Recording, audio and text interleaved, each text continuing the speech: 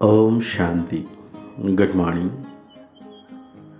सर्वशक्तिवान सुखदाता परम पिता परमात्मा, आज हम बच्चों को कह रहे हैं, नई दुनिया के लिए बाप तुम्हें सब नई बातें सुनाते हैं,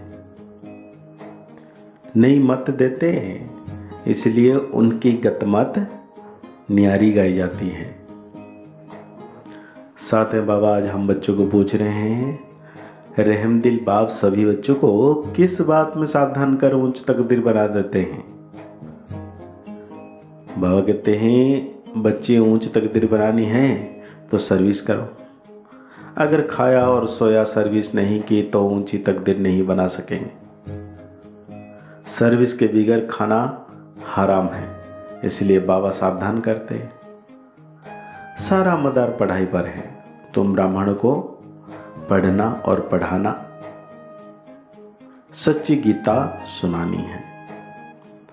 बाप को रहम पड़ता है, इसलिए हर बात की रोशनी देते रहते हैं। बाबा ने बहुत ही प्यारा सा गीत याद किए हैं। जिस दिन से मिले हम तुम, जिस दिन से मिले हम तुम, नया दिन लगे नई रात लगे, नया दिन लगे रे नई रात लगे रे, नई नई लगे पूनम, जिस दिन से मिले हम तुम। बाबा कहते हैं, रूहानी बाप समझाते हैं, जब बच्चों को बेहद का बाप मिलता है तो हर एक बात नई सुनाते हैं, क्योंकि यह बाप नई दुनिया स्थापना करने वाला है। मनुष्य तो ऐसी बात सुना न सके। बाप जिसको हेवनली गॉड फादर कहा जाता है, वो बेहद का बाप स्वर्ग की स्थापना करने वाला है। बाबा कहते हैं, नरक बनाने वाला है रावण, जिसका चित्र बनाकर वर्ष वर्ष जलाते हैं। एक बार जल गया तो फिर उनका एफिजी देखने में थोड़ी आएगा। वो आत्मा जाकर दूसरा शरीर लेता है, फीचर्स आदि बदल जाते हैं।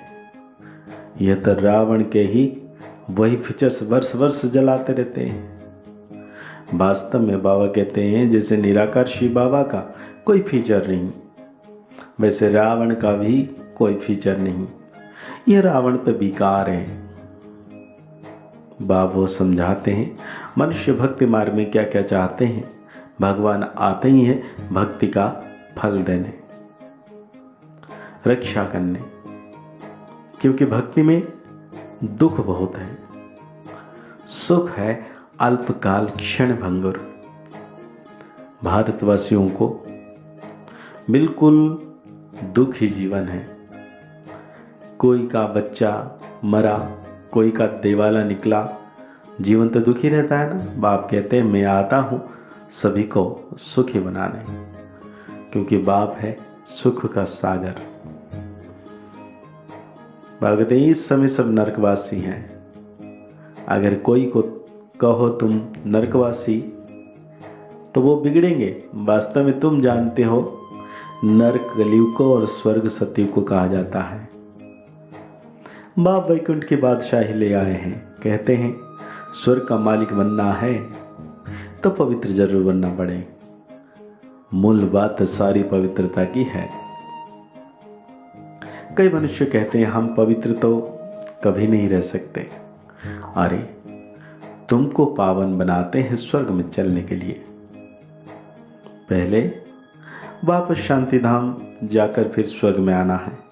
सभी धर्म वालों को कहते हैं, देह को छोड़ अशरीर बन कर जाना है, इसलिए देह के अभिमान को तोड़ो।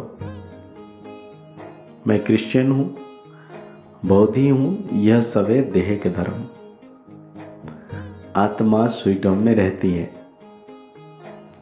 तो अब बाप कहते हैं, वापस मुक्ति धाम चलेंगे, वहां तुम शांति में रहेंगे। बताओ, तुम वापस कैसे चल सकते हो? मुझे बाप को और अपने स्वीट होम को याद करो। देह के सब धर्म को छोड़ो। ये मामा काका चाचा ये सब देह के संबंध को छोड़ना है। अपने को दही समझो। और मुझे याद करो। बस यह है मेहनत, और कुछ मैं नहीं सुनाता हूँ। शास्त्र आदि जो पढ़े हो वो सब छोड़ो। मैं नई दुनिया के लिए तुमको नई मत देता हूँ। इसलिए कहा जाता है ईश्वर की गतिमत न्यारी। गति कहा जाता है मुक्ति को। बाप नई बात सुनाते हैं ना।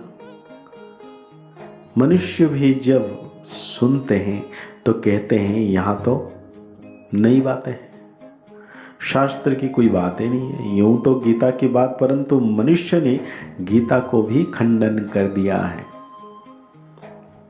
मैंने तो गीता पुस्तक कुछ भी नहीं उठाई है, बाबा कहते हैं, वो तो बाद में बनती है। मैं तो तुमको ज्ञान सुनाता हूं, और सबने घाटा ही दिलाया है। इसीलिए लिखा जाता है वह सब झूठ है, बाबा सच सुनाकर सचखंड का मालिक बनाते हैं। यह तो समझने की बात है। विश्व का मालिक बनना कम बात है क्या? सेंसिबल बच्चे जो होंगे वो तो प्लान बनाते रहेंगे। हम सोने की ईंटों को ऐसे ऐसे मकान बनाएंगे, यह करेंगे। साहूकार का बच्चा जैसे बड़ा होता जाएगा तो उनके ख्यालात चलेंगे। हम ऐसे करेंगे, यह बनाएंगे। तुम भी भविष्य में प्रिंस बनते हो तो शौक होगा ना, हम ऐसे ऐसे महल बनाएंगे जो और कोई का नहीं होगा।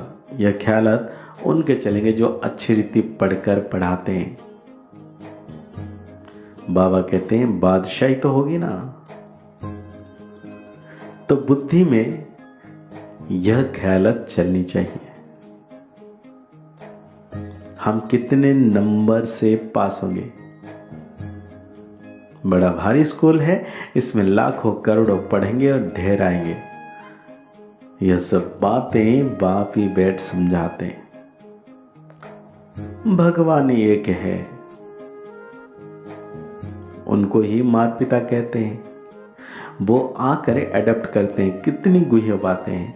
यह नया स्कूल है, नया पढ़ाने वाला है, कितना अच्छी रीति समझाते हैं। झोली उनकी भरेगी जो लायक होंगे। बाप को याद करेंगे तो बाप को कभी कोई भूलता नहीं है। फिर संगम के बच्चे बाप को भूल कैसे सकते हैं? बाबा कहते हैं दुनिया धर्म चक्र में है और तुम बच्चे चुप हो। चुप में है शांति, शांति में है सुख। तुम जानते हो मुक्ति के बाद फिर है जीवन मुक्ति। तुम बच्चे को सिर्फ 2 अक्षर याद है, अल्फ अल्लाह और बे बादशाह। सिर्फ एक अल्फ को याद करने से बादशाही मिल गई। बाकी क्या बचा? बाकी रही छाछ। अल्फ मिल गया, मक्खन मिला, बाकी सब है छाछ। ऐसा है ना। हम चुप रहते हैं, जानते हैं चुप रहकर हम श्रीमत पर चलते हैं, परंतु वंडर यह है कि बच्चे अल्फ को भी पूरा याद नहीं करते, भूल जाते हैं। माया तूफान लाती है। बाप भी कहते हैं मन मना भव मध्याजी भव। गीता में अक्षर है तो तुमको गीता वालों से अर्थ पूछना चाहिए कि मन मना भव मध्याजी भव का अर्थ क्या है। बाप कहते हैं मुझे याद करो तो तुमको बादशाही मिलेगी। सब देह के धर्म छोड़ देही बन जाओ, मतलब आत्मा समझो और बाप को याद करो तो बादशाही मिलेगी। तो आज बाबा हम बच्चों को धारणाओं में कहते हैं वापस स्वीट होम, मतलब घर जाना है। इसलिए देह के धर्म और संबंधों को भूल स्वयं को देही समझना है। इसी अभ्यास में रहना है। बाप की जो शिक्षाएं मिली है वो दूसरों को देनी है। आप समान बनाना है। 8 घंटे सर्विस जरूर करनी है।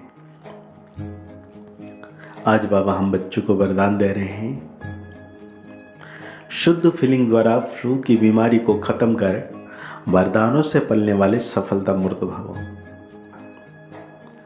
सभी बच्चों को बाप दादा की श्रेष्ठ मत है, बच्चे सदा शुद्ध फीलिंग में रहो। मैं सर्वश्रेष्ठ अर्थात कोटो में कोई आत्मा हूँ। मैं देव आत्मा, महान आत्मा, विशेष पाठधारी आत्मा हूँ। इस फीलिंग में रहो तो व्यर्थ फीलिंग का फ्लो नहीं आ सकता। जहाँ यह शुद्ध फीलिंग है वहाँ अशुद्ध फीलिंग नहीं हो सकता। इससे फ्लू की बीमारी से अर्थात मेहनत से बच जाएंगे और सदा स्वयं को ऐसा अनुभव करेंगे कि हम वरदानों से पल रहे हैं, सेवा में सफलता पा रहे हैं। तो आज की मुरली से बाबा स्लोगन दे रहे हैं हम बच्चों को, संगम युगी मर्यादा पुरुषोत्तम बनना, यही ब्राह्मण जीवन का श्रेष्ठ लक्ष्य है।